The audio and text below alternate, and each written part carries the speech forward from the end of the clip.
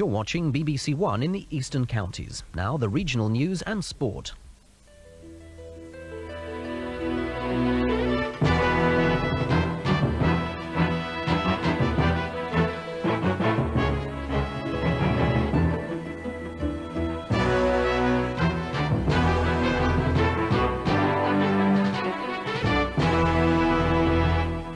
Good evening. An investigation has been launched after 10 buses worth £1 million were destroyed by fire in Colchester.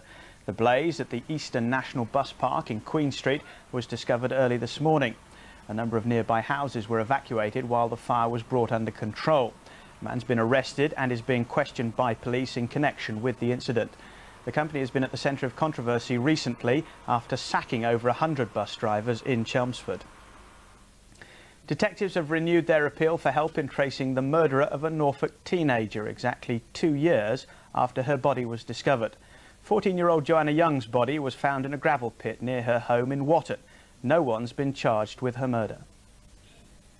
14-year-old Joanna Young was last seen alive on December the 23rd in 1992. 3 days later, her body was found in a gravel pit on the outskirts of the town. Although forensic evidence was collected and a number of people reported sightings of her in the town on the night she went missing, the killer still hasn't been caught.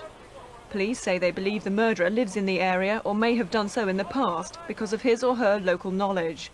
They say they won't be closing the case as they're confident it can still be solved. A huge rescue operation was launched today to save 80 swans caught up in an oil slick. The birds were taken out of the harbour in Ipswich by RSPCA officials and volunteers.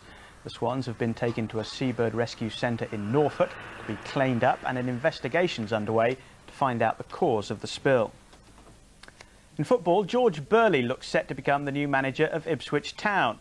He resigned his post at 3rd Division Colchester on Christmas Eve, and it now appears likely that Burley will take over at Portman Road within the next day or two. George Burley was appointed player-manager at Colchester in June. He signed a 2-year contract. Under his guidance, the U's have climbed to 6th place in Division 3 and have reached the 3rd round of the FA Cup. He was interviewed for the vacancy at Portman Road last week and apparently impressed the Ipswich directors. The only problem now is compensation. It's thought Ipswich have offered £50,000, but Colchester want more.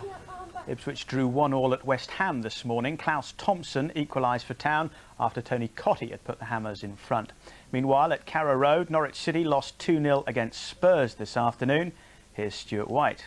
This is the second time I've seen Tottenham this season, and both times they've looked very impressive. I watched them destroy Ipswich early in the season, but at that time they flattered to deceive. This afternoon, Norwich, for the most part, were limited to shots from outside the penalty area. And up front for Tottenham, Barnby and Anderton carried the ball at high speed, putting defenders under pressure. Anderton set up the first for Barnby in the first half, a sweeping move at high speed that beat the offside trap and left Barnby to side foot in. Teddy Sheringham got the second in the last minute with a shot that ballooned off a defender. Norwich will be disappointed. They've gone down by 2-0 at home to Tottenham.